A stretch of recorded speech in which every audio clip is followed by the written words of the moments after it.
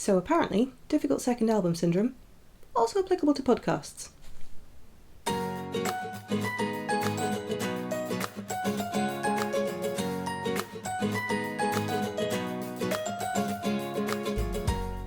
Hello and welcome to episode 2 of the Knitting Vicariously podcast. My name is Caroline. I'm found more commonly across Instagram and Ravelry as Dunderknit. I'm a knitter living in London, and if this is your first time joining us on the podcast, welcome, come on in. Thank you so much for jumping right into the podcast. If you would like to know a little bit more around the premise or around me personally, I do recommend that you pop back and watch episode 1. Partly because when it comes to me showcasing some of my projects, the progress that I've made is going to look mildly more impressive if you view it in the right order, but also as someone who's a little bit of a box set nut. The idea of watching episode 2 before episode 1, when there are only 2 episodes, makes me deeply uncomfortable. But that's my thing, it's not on you. You do what's right. But if you decide, hey, I can handle this, I make my own choices, you're not the boss of me, absolutely, and more power to you. I'm going to give you a very, very quick recap and a reminder for those of you joining again from last week.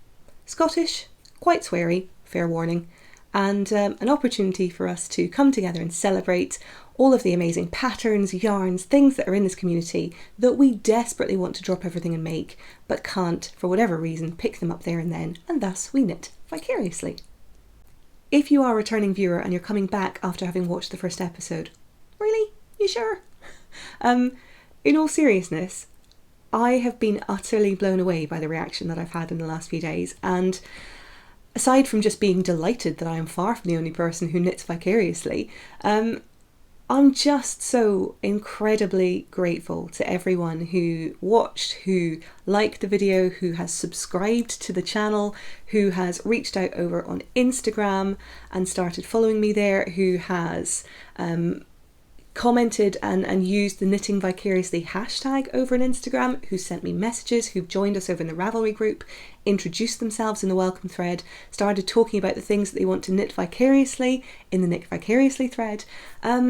It's just been really overwhelming. I'm just really, really grateful, and it's bizarre to know that this has an impact beyond me sitting in this room and talking shit at my phone. So thank you for making me so very aware of that fact.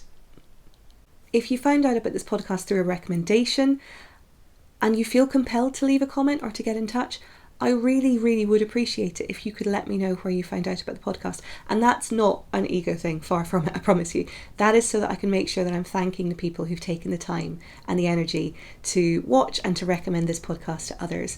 I know that 2 very, very lovely and massively kind friends within the podcasting community have recommended it. So obviously Kristen from the newly and brilliantly rebranded Vullenvine podcast. And yes, Kristen, you're right, that is gold. It is not brown, it's gold and it's beautiful.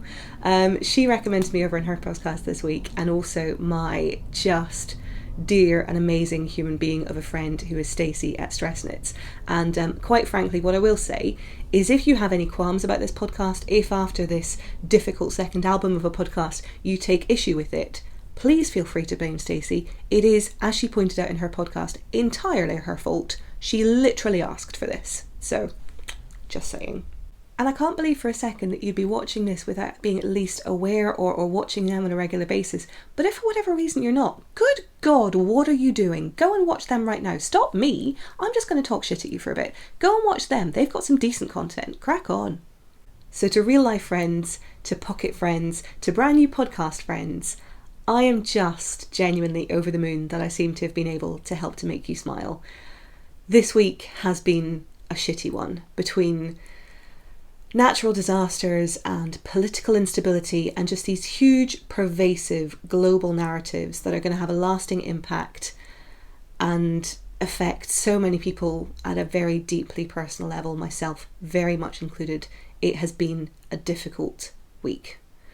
And I'm not saying that any of this is going to be solved overnight, clearly far from it, but I do believe that between throwing a little bit of empathy and positivity out into the world, I mean, nothing bad can come from that. And so I really would like to say a massive thank you to all of you who have done exactly that. Thank you, you're amazing. But at the risk of this turning into an Oscar speech, if there's one group of people that I have to thank above and beyond everyone else, people who have had a lasting and profound impact on my life this week.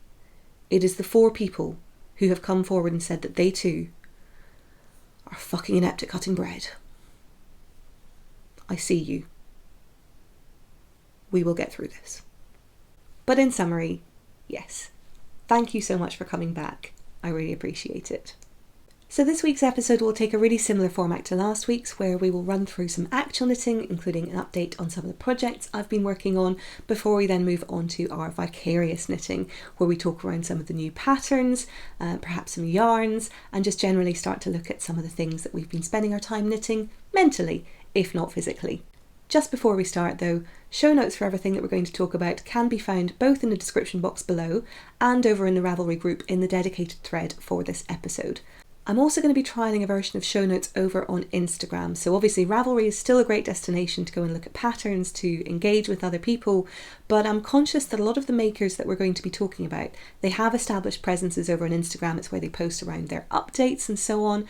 And so it might just be a little bit easier if you're looking to follow some of them directly or see what they're up to go directly over from Instagram. So I have started a new Instagram account, which is Knitting Vicariously. I'll put that on the screen here.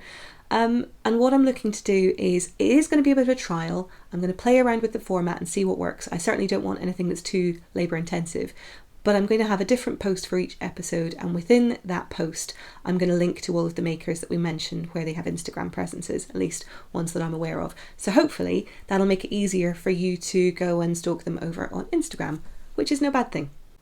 So we're moving along to actual knitting, and first up this week is what I'm wearing, and this gloriousness is the Stag Head Pullover by Nora Gaughan. I will put a little picture in here of me wearing this and make it a little bit easier for you to see, but do you know what, I'm also going to do just the gratuitous stag boobies shot, because I know it's what you're all here for. Look at it, look at this amazingness. So this is, as I mentioned, the Stag Head Pullover by Nora Gaughan. It is cabled, it is knit in pieces and seamed. I will turn around so you can see that it is cabled on the back as well, and it is just the most glorious sweater. So, sorry, all up in your business. I knit this out of the Fibre company Cumbria in their Buttermere colourway. Cumbria is a worsted weight yarn, and Buttermere, as you can see, is the most glorious mustardy, goldy, slightly greenish yellow, and I love this so much. Cumbria is a blend of 60% merino wool, 30% Massam, I believe it is, and I'm taking that from Amy of the Stranded Dye Works podcast, who confirmed it was Massam and not Masham, and I believe everything that Amy says, apart from the fact that she doesn't know stuff about stuff, because clearly she does. And 10% mohair, and I love this sweater so much. I started knitting this at the tail end of last year, finished it in January, and it was just such a lovely knit. The ribbing is knit on 4mm, which are US 6s. The main body and the sleeves are knit on 4.5mm, which is a US 7. I knit the 50¼ inch size, I think, which does give me a fair bit of ease. I didn't block it too aggressively, but at the same time there's a little bit of ribbing, which means it does kind of pull in some of the cables, and the sort of slightly ribbed sections do pull it in slightly anyway. It certainly sort of is quite loose and a bit flowy at the bottom, at the hem, but which is no bad thing. Flowy around the bottom, always good.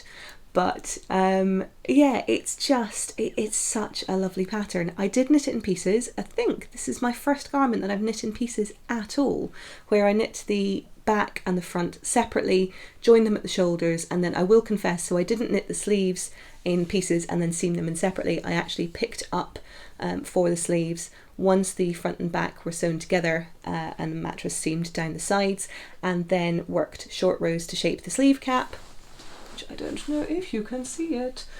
Short rows to shape the sleeve cap, and then knit the sleeves straight down in the round. I do have some notes on my Ravelry page, which is frankly miraculous for me, as to how I did it. So if you are curious, please do go over there and take a look. But essentially, I love this sweater. It is just the best. And also, come Christmas, put a red pom-pom on it. Instant Christmas sweater. If for whatever reason you recognise this sweater particularly and me wearing it, I did wear this at EYF earlier on the year at Edinburgh Yarn Festival, and I wanted to show it here on the podcast because I will also be wearing this at Rhinebeck. And on that note, I do want to apologise profusely for anyone who did suffer any insobriety off the back of last week's impromptu drinking game.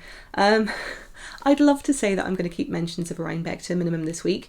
I'm certainly not intending to drink quite so much around it. I did have a little editing snafu for some of the people who caught a very early version of the episode up on YouTube. Thank you very much to Hannah of Corner of Craft for telling me that I could edit in YouTube and remove the section that I'd forgotten to take out in the centre, where I basically babbled on about the Hey Sister Yarn Co ladies for a good minute, and so apologies if you did have to sit through that.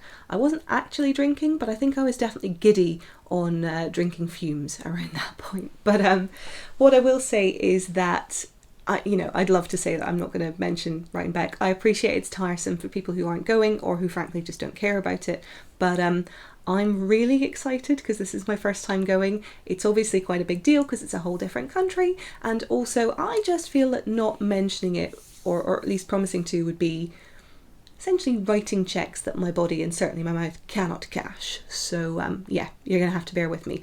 Also, I'm conscious that in upcoming episodes, and certainly post Rhinebeck, there's going to be quite a bit of vicarious knitting when it comes to showcasing what I am effectively calling in my own mind at the moment the mother load. And so if it's something that's going to be a little bit difficult or a little bit boring for you, yeah, you might have to just bear with me, to be honest, or come back in like a few months when I'm finally coming down from the high. Round about EYF time. But yes, I wanted to wear this sweater on the podcast so that you could see it, because a couple of people have mentioned they'd love to come and say hello if they do happen to see me at Rhinebeck, and so I wanted to make sure you knew what to look for, which is someone with red hair, grinning like a lunatic, running around, swiping all of the yarn, wearing a bright yellow sweater. That would be me. A couple of people did mention something in passing this week that really resonated with me, and so I wanted to take just a few minutes to address it. I am incredibly lucky in that I'm someone who doesn't get particularly anxious when it comes to social situations. Clearly I can talk the hind legs off a donkey, and I'm going so far as to do that to myself, to my phone, sitting in a room. But when it comes to social situations, I am an introvert. Definitely, I'm someone who I really enjoy spending time with people, but I also quite like spending time away from those people on my own. That's not a reflection on the people, I hasten to add. It's very much around how I sort of fill myself up, if you like, with energy after having those social encounters. But certainly for the duration of those encounters, I will happily talk about particularly yarn. That is my specialist subject of choice. And so, I do appreciate, though, that when it comes to brand new social situations, even I get to the point where if you're introducing yourself to someone for the first time, whether it is at an event, whether it's at an LYS or a knit night, particularly if it's someone that you've watched on a podcast sometimes for years, and I'm speaking from personal experience here, or if it's someone who, you've followed on Instagram, it can be just bum-clenchingly awkward to go over to them and have that conversation, that initial introduction. You don't necessarily want to go over and feel as though you're bothering them or feel as though you're interrupting. You don't want them to, feel compelled to have to talk to you if they're doing things. You don't want to come across as just being weird. It's really difficult to know how to bridge that gap from seeing someone that you kind of have internally positioned as being a friend and coming across as, frankly, just a really, really well-intentioned stalker. There's a really kind of, I guess, mental fine line between those two. And I guess what I wanted to say here is just to give you just a little more comfort and knowledge that really it's never as bad as we make it seem in our own heads, I promise you. Particularly when it comes to me, and obviously I speak from very much personal experience. Other people may feel differently, but certainly the ones I've spoken to don't seem to. So as far as I'm concerned, I wanted to give you just a really, really quick rundown of why you shouldn't feel in any way concerned or worried about coming up and saying a quick hello. So firstly, and this may or may not be helpful, the idea that someone would be nervous or scared or potentially intimidated to come up and talk to me is something I find genuinely baffling.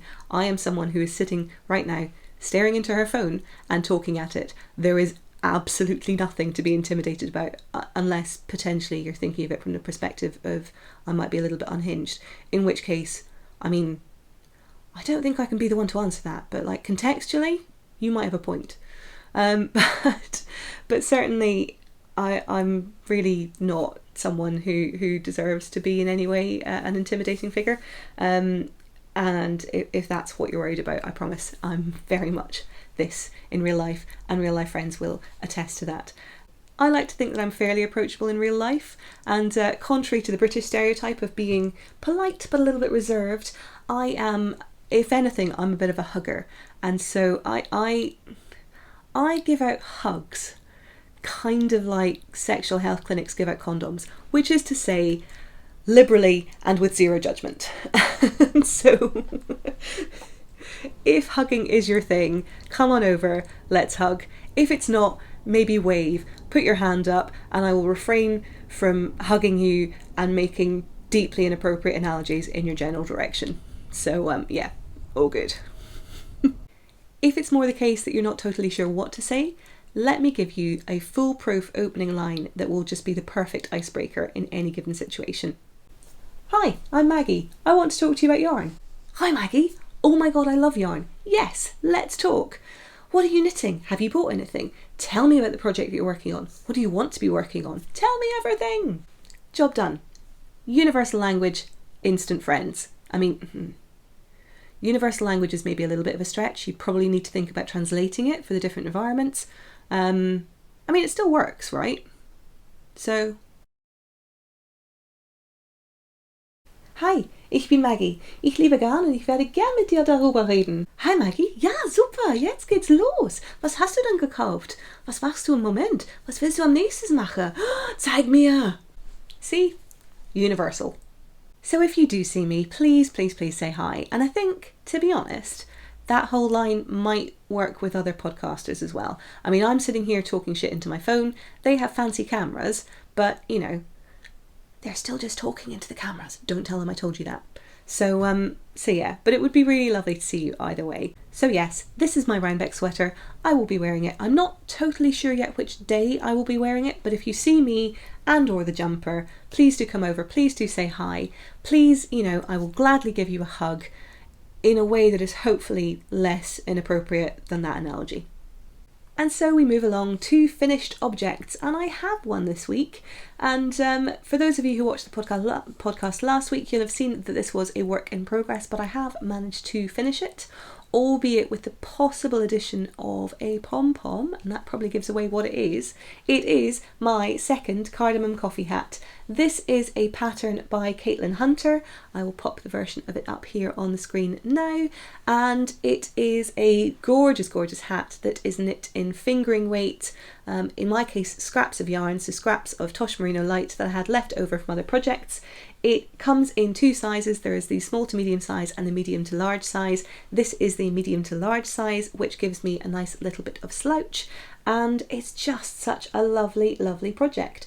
I knit it out of, as I mentioned, 3 colours of Tosh Merino Light. I used Silver Fox, which is this beautiful light pearlescent grey on the bottom here, then Mandala, which is the main contrast colour, which is these beautiful purples and blues, and then there is a strip that runs through here and slightly further up, which is Mica, which is this gorgeous, very, very soft blue, almost like an ice blue colour. And I love this hat. It's really, really lovely. I do have floats in the interest of transparency, as with last time, that I will show you. They look like this. It's actually still quite a fun effect. I do have my little scrap of yarn that is up here that is left over in the instance of adding a pom-pom, which I think I will be doing, because while I really like the way that this hat looks, I do think it is missing something. So let me just upset the whole vaguely helpful hair situation that seems to be happening today. I'm certainly battling it with a lot less than I was last week. To those of you who did sit through the the blooper reel at the end there, you know that I had some issues with my hair last week, but it seems to be behaving itself. So let's put paid to that by popping on this hat. And so you will see that while it has a nice little bit of slouch. I'm not a fan of, sorry, talk vaguely in your direction of you so you can hear me. I'm not a huge fan of like massively slouchy hats. They just don't really look quite right on me. But this one I think is just the perfect amount of slouch. I didn't want anything that was too super tight, that was kind of full on beanie-esque. But this works for me really nicely, and it's not tight, so tight that it's going to give me a nice little hat head that's going on at the front there. So I am still thinking, as I mentioned, about putting a pom-pom on here. I have a really nice, predominantly white one with just sort of slightly dark grey, almost black tips. So I'm thinking that could be a good option. But yeah, at the moment, just really, really happy with this hat. The brim, as I mentioned last time, is knit on 2.75mm needles, which is a US 2, and the main body of the hat is knit on 3.25mm needles, which is a US size 3. Great, great pattern. Really, really love it. Already made 2, quite possibly there's a 3rd in my future, but maybe not just yet. I'm going to put a little pin in this pattern for a while and maybe come back to it later on. But yes, Cardamom Coffee Hat. Moving along to works in progress, those of you who watched last week will not be surprised to see that the very first project I have is still in my TANNEICASEY project bag in the black and gold Alice in Wonderland print, which I love. We think we've worked out it was Hooker's Corner, who is the most glorious yarn dyer, who recommended TANNEICASEY to me on Instagram, or rather I saw a post and dutifully went and stalked her site. But thank you so much for recommending it, because her bags are just glorious. She is based in Pennsylvania. She has an Etsy shop. I highly recommend, particularly for sort of sweater sized bags. They're incredibly sturdy and just, yeah, really, really great for housing sweaters. But in here is my growing stalactite sweater. And for those of you who did see this last week, you will notice there is a little bit more progress that has been made. I think I was just around here last time, so I have knit another repeat of the stalactites as well as the ribbing on the bottom, and I have picked up stitches and started knitting down for this arm. And yeah, really, really liking how this project's going. Obviously, I've only got about just under 2 weeks now until Rhinebeck. I'm pretty comfortable that I can get this done. I've got a fair bit of knitting time in the latter part of this week that I should be able to dedicate to this bad boy. But I will pop up the picture of the finished project on the screen. Again, just as a reminder, this is stalactite. The designer, who I've neglected to mention last time, is French pronunciation, Camille Rosset. That's what I'm going to go with. Apologies if I've butchered that massively, but this is from Lane magazine number 4, which is, oh, it's such a glorious issue. I mean, all of them are, but I think 4 might be one of my favourites. So yes, I am knitting this in the Ravelry yarn, in their merino, which is this lovely kind of woolen spun merino that softens up beautifully once it's washed and blooms.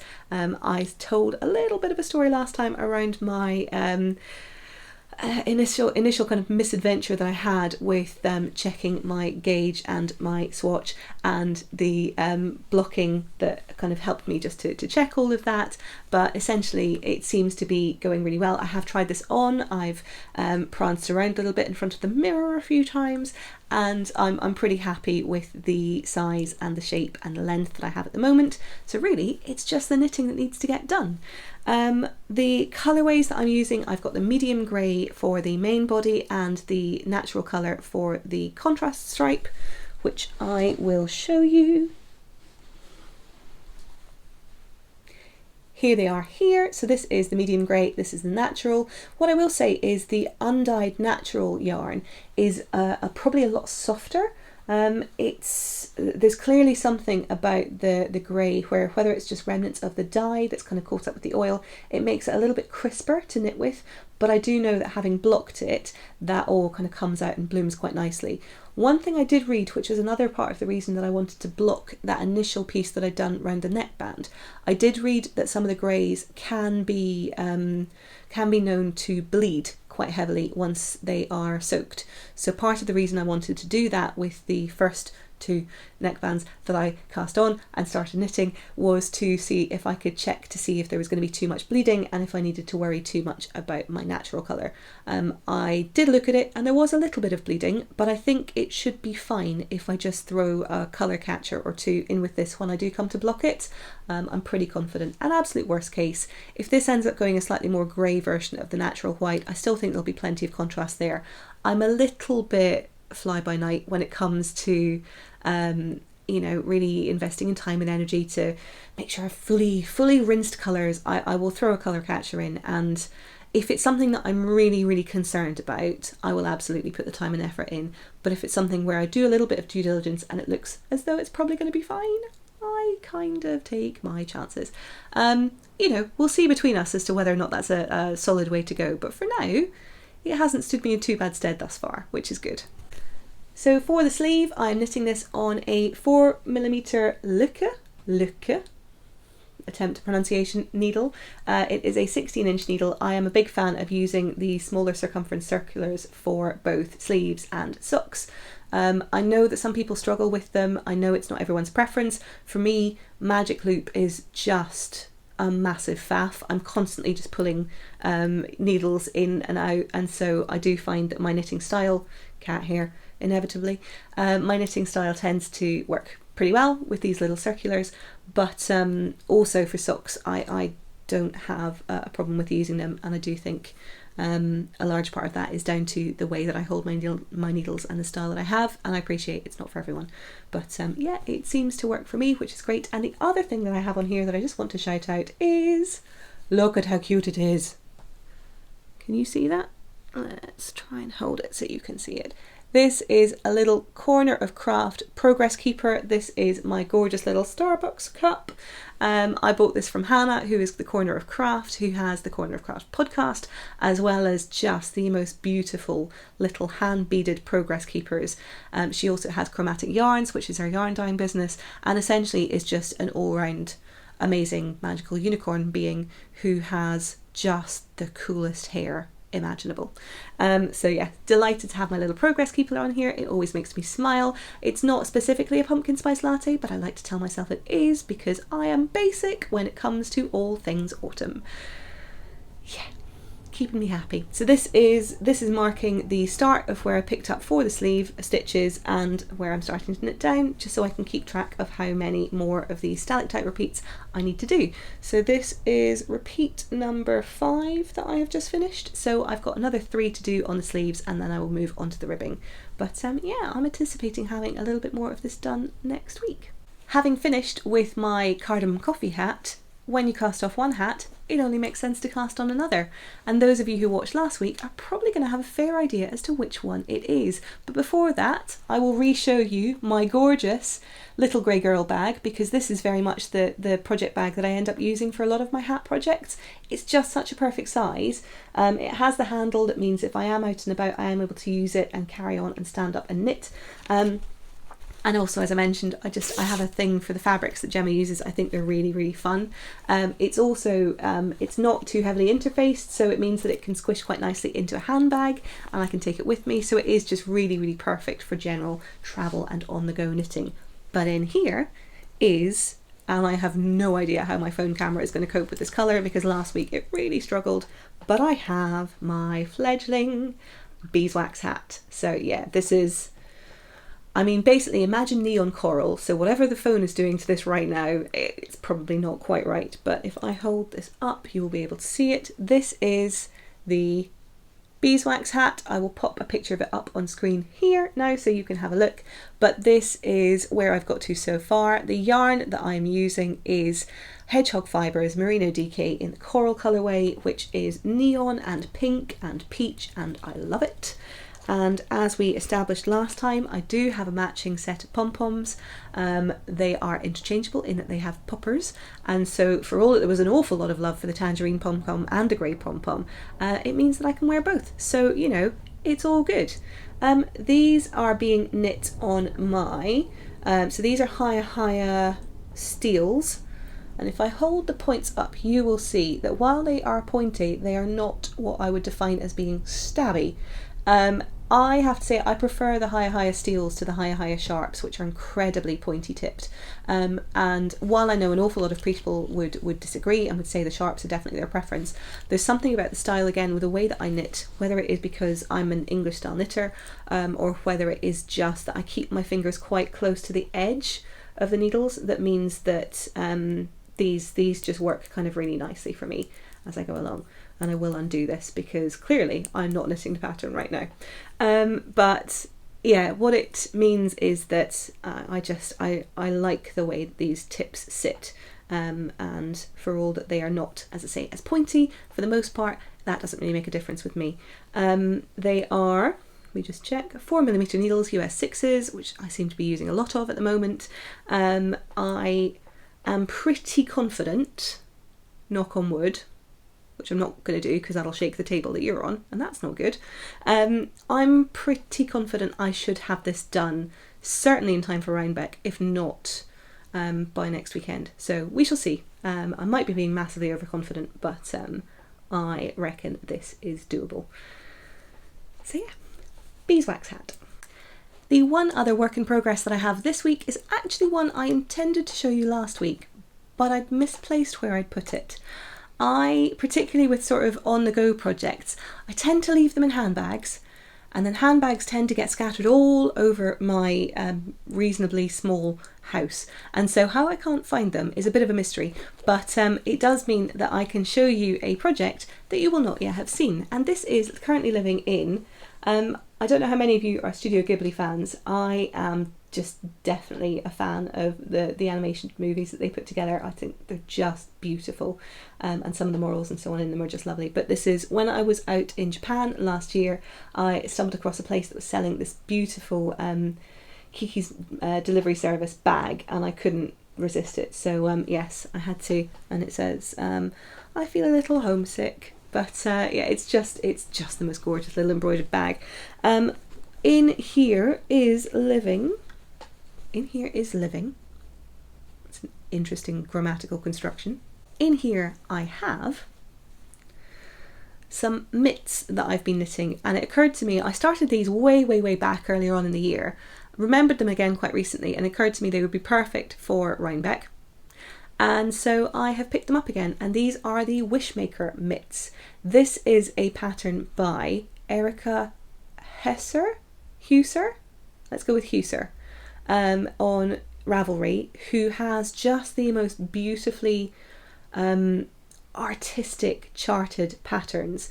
I'll put a picture of her sort of finished project item up here on the side of the screen, but I knit as well. You've probably seen them. They are the underwing mitts, which are the ones with the moth on them, with the kind of single sort of contrast colour that really pops out underneath the wing of those moths. They are stunningly beautiful. I knit those for a friend for a Christmas present, and as soon as I'd finished those, I decided what I really had to do was cast this on, which I did, and then finished the first mitt, cast on the second mitt, and then promptly let it just well alone for however many months. So I am now, pop this on so you can see it. I still need to do the thumb for this first mitt, but it is just such a lovely pattern. So you've got the dandelions on this side, and then the other side is patterned. It's just gorgeous. This combination of yarns is essentially things that were in my stash that I quite like the look of together. Part of the reason for it is that they are so fluffy. If I hold that, you can probably see a little bit of the halo that's on them. The grey is, now let me see if I can remember. There was a yarn shop in Edinburgh that unfortunately I believe is no longer there, which was K1 Yarns. But this was merino cashmere blend. I think it's 70% merino, 30% cashmere, I think. In their, I think it was a yarn called Selkie, and it is their Skara Brae colourway, which is a really beautiful dark grey. The white, I believe, is angora. I'm pretty sure I picked that up when I was over in Toronto at Romney Wools. I cannot for the life of me remember the name or the brand, really sorry about that, but I'm pretty sure it's an angora mix. And then the green is the just all-encompassing and constantly in my stash Tosh Merino Light in the Forestry colourway, and Forestry is one of my absolute favourite teal greens, which of course means it has been discontinued. It does pop up every now and again. Sometimes on the Madelinetosh website they do actually have discontinued colours that will make their way back. They also have an opportunity for you to go and for you to create a custom order, and I'm not totally sure if that includes discontinued colourways or not. It might be worth a try, but certainly Forestry is a colour that I've been head over heels in love with for a very, very long time. That's the first mitt. The second mitt is here, and again you'll see that I'm knitting it, as I mentioned, on these tiny little 9-inch circulars. These actually are the sharps. You can see that the needles, the points on these are rather more stabby, but for colour work it's probably not necessarily a bad thing. I do think I actually have these in the steels as well, but I think they might be on a sock whip somewhere, so God knows where that is. But these are, let me find the needle size on here. These are size 1 US needles, so 2.25 millimeters, and as I mentioned, higher sharps. So yeah, I've just at the base of the dandelions at the moment on that side, and then with the patterning on this side here. But no, I really do love these mitts. I've got the yarns in here for you to see. So that's the two that I'm holding together for the bulk, that I'm using for the colour work for the bulk of the mittens themselves. You can see that this white has just got the most glorious halo on it. I say white, it is a lovely sort of very light grey with a slight marl to it. But yeah, these two together, just beautiful and very soft. And then I really love the thumb gusset, the design that's on here. So again, I'll pop this back on so you can see. Try to get tangled.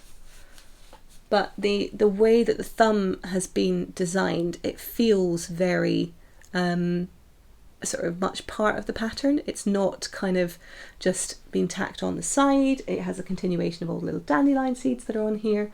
It's such a well thought out pattern. And then you've got these strips that run on either side of the main palm as well.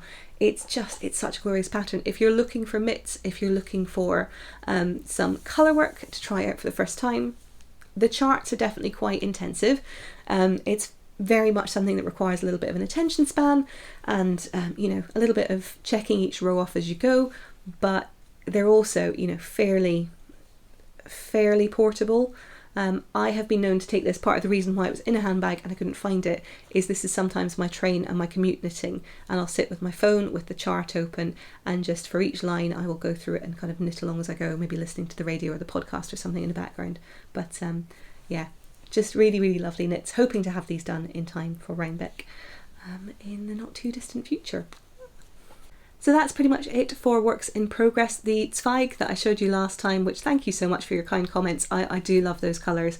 That is on a little bit of a hiatus, as I mentioned, just until I'm back from Rhinebeck and have an opportunity to spend a little bit more time and energy on that. But other than that, that's it for actual knitting. So moving along to vicarious knitting. A few of the patterns I mentioned last week, thank you so much for your response on. There's a lot of love out there for Poet, which I can wholeheartedly appreciate, as well as for the no frills sweater and some of the yarns that I shared there. No sign yet of the yarn from Das Mondschaf. I know that obviously a lot of it is dyed to order, so I was expecting it to take a little bit longer anyway, but I'm hopeful that's still going to be here well in advance of my heading out to Rhinebeck, so I'm able to use that as my Rhinebeck cast on. Even though it makes me just, you know, slightly masochistic at the thought of having to hold two very dark yarns double. But never mind, I'm sure it'll be fine. It'll be fine. There are some other patterns that I've seen this week though that I would like to highlight here and that have certainly been playing into my vicarious knitting time. So the first vicarious knit I wanted to talk about this week was actually in a post that I saw on the Wool Barns Instagram feed. It is the pattern RL by Along Avec Anna, and I believe it is a collaboration between the designer and the Wool Barn for the yarn. I will put a picture of it up on here. It is an absolutely stunning new sweater design. So it is a drop shoulder, it's a sort of boxy shape. It's just a really lovely, quite relaxed pullover. It's a style and a shape that I really enjoy. I think it works quite nicely on me and my frame. I have a lot of kind of ready to wear shop bought jumpers in very much this shape. And I think the texture is lovely because it's just enough to make it interesting, both in terms of knitting it and in terms of wearing it. So it's knit for a DK weight. I think the gauge from memory is around about 22 stitches over 4 inches. And so I was having a play around in my stash, and while I've got an awful lot of DK weight, which is predominantly the yarns that you see nestled in here behind me in sweater quantities, the one that I hit on was actually Madelinetosh Work Sock, which is a sport weight yarn, but I reckon I can make it work at this gauge and it'll be lovely and flowy, and I have it in the malachite colour. There was someone who mentioned in the comments that in terms of colours that suited, jewel tones are particularly strong for redheads, greens, teals in particular. I mean, I don't know what you're talking about because, yeah, no, you very much have my number.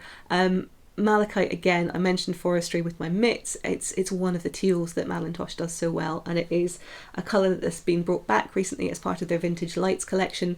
Work Sock, and I have my dear, dear, dear friend Meredith to thank for this, for compelling me to buy multiple sweater quantities of this yarn, is just glorious. It is so squishy, and obviously the skeins themselves are huge.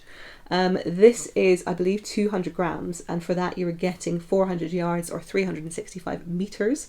It is a 75-25, so it is merino nylon. However, it feels very, very similar to the DK Twist base, which is 100% merino. I'm not getting any of the feel of the kind of nylon, certainly here, from just squishing it. And yeah, as I say, it is a sport weight technically, but I reckon it can be adapted to knit at either a thinner or a thicker gauge. It seems to be quite a good versatile yarn, and I know my friend Meredith has knit it at multiple weights and is just besotted with it as well. So this could be a very, very strong contender for the Errol pullover. And so yeah, we will have a think about that. I've also been pondering over a reasonably new pattern that is going to be incredibly well known to anyone who follows this just hilarious podcast, and this is the Hastings mitts from Tracy Miller, who is obviously half of the Grocery Girls podcast. I mean, everyone knows who the Grocery Girls are. I'm certainly not telling you anything new, but these mitts were designed by Tracy for their time over in Knit City in Vancouver, and they are glorious. I love the geometric style and the pattern on them. I am someone who I tend to the more I guess kind of geometric and maybe less traditional patterns sometimes, and one thing I really, really liked about this pattern was it came with options both for full mittens and for fingerless mittens as well. And certainly, as you'll have seen from my Wishmaker mitts, fingerless mittens are something that I tend to prefer, partly because I am addicted to using my phone, and not being able to do that at a sort of moment's reach is you know, deeply unsettling to me. Definitely a millennial, but also they're worsted weight, I should say, as well. So they're designed for worsted weight, although I think again you could probably get away with knitting either the medium or the large in a DK weight if that was your choice. It's probably what I'll end up doing. I have a lot of DK weight scraps, but I'm not entirely sure that while we Brits do complain a lot about the weather that we have here in the UK, it ever really gets cold enough to really merit those worsted weight full mittens. I do get cold hands. It's certainly something I think around having particularly pale skin is sometimes, you know, kind of circulation isn't necessarily as great as it could be. But that said, even I find worsted mitts a little bit of a struggle in full-blown winter. So we'll see. I love the fingerless mitt conversion, and I think that could definitely be a really good one over the winter, potentially even for a gift knit. Gift knit. Who am I? I don't gift knit. No. I also wanted to take a minute to highlight some of the patterns that other people have been knitting vicariously and talking about. So as I mentioned last time, I have started the Knitting Vicariously hashtag on Instagram, and that's an opportunity for you to post designs or yarn that you're incredibly excited to start working with, but haven't quite got round to it just yet. Potentially also patterns or projects that friends have finished, things that you've seen and are basically lusting after, essentially anything that you want to be working on that you're not able to right this second. And so I wanted to take an opportunity to mention that, as well as within the Ravelry group, where we have a month by month thread. So this month it is Show Me Your October Vicarious Knits, and some of the community members over there have been doing a sterling job of just adding to my mental wish list, because frankly it wasn't already ridiculous enough as it was. So speaking of the Ravelry Group, one of the designs that's caught an awful lot of attention over there and has been mentioned by a few different people, quite rightfully so, is also from Lane Magazine issue number 6, along with Poet that I touched on last time, and that is the Soda cardigan. That's the pronunciation I'm going to go for. Let's see whether or not that's right. And it is by, let me just double check, Hiroko Payne, and it is the most stunningly beautiful all over cabled cardigan. It has saddle shoulders, it's knit and Aran weight, and it just looks glorious. I fully understand why so many people have been just entranced by this knit. It's definitely, again, a very invested pattern. I had a quick look at the charts. It's actually got a separate pull-out chart specifically for this cardigan. It is pretty complex, but you can see that it is totally worth the results.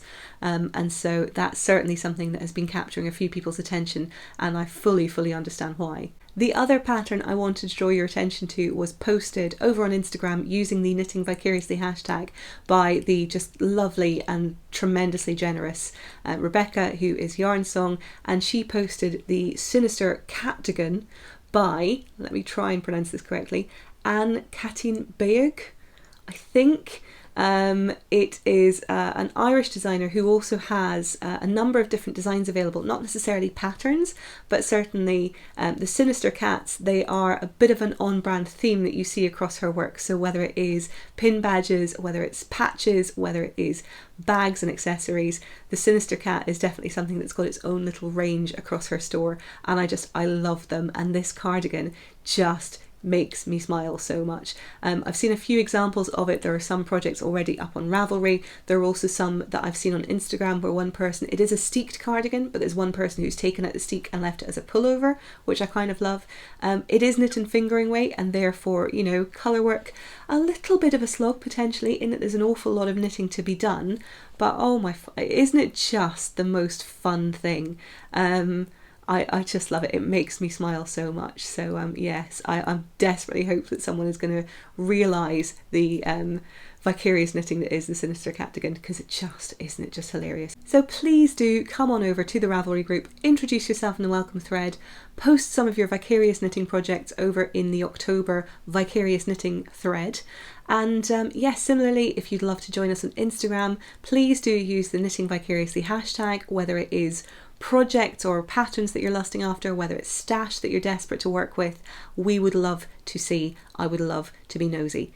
I'm also toying with the idea of running a knit along. It's probably not going to start in the immediate short-term future, but I think there's so many beautiful projects that we are all knitting vicariously. What I'd love to do is just have the opportunity to take those vicarious knits and turn them into actual knits.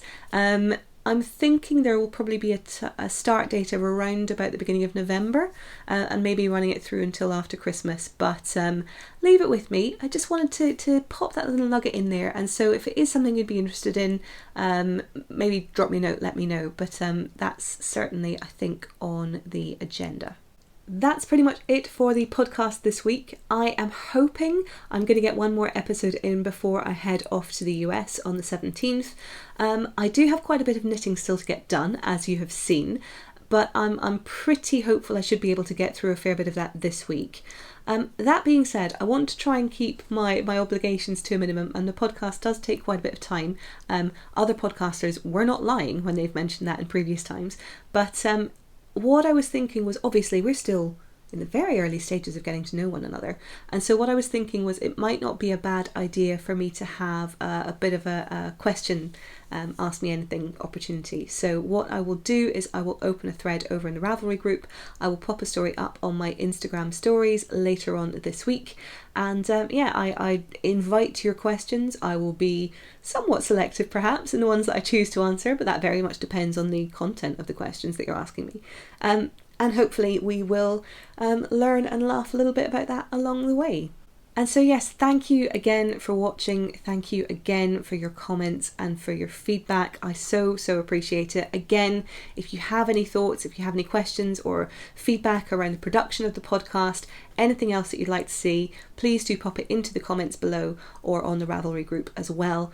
And yeah, I hope you have a wonderful rest of day, rest of week. I hope your knitting is making you happy and fulfilled. And if it's not, I hope you at least have the chance to knit vicariously. Keep on, keeping on, smash the patriarchy, and I will see you again next time. Bye. If you are a returning viewer and you're coming back after watching the first episode, really? Are you sure? Really? Really? I'm not convinced. I think it's going to go downhill from here. Oh, my stag boobies make me so happy. And that is, of course, the moment that my neighbour comes out into his back garden and can see me totally through the windows. Amazing. I know another cat was in the garden like 3 hours ago, but you were asleep and you gave 0 fucks then. I'm gonna be honest, I feel like you've missed the boat on this fella. Cat politics, man. Oh, this is amazing. I am literally hiding from my neighbour right now. This is gonna make taking the bin out really embarrassing. You know, if I'm finding it hard to speak in English, I mean, speaking in German felt like a surefire move to get me really, really tongue-tied. Hi, ich bin Maggie, ich liebe gern und ich werde gern mit dir darüber reden. Hi Maggie, ja, jetzt geht's los. Was hast du denn gekauft? Oh, das ist aber schön. Woher hast du das gekauft? Oh, ja, ich würde gerne ihre Stand sehen. Wo ist sie? Oh, doch, stimmt, ich habe das gesehen. Es gibt so eine riesige Schlange. Das ist aber gut. It's not really gin, I promise. It's vodka.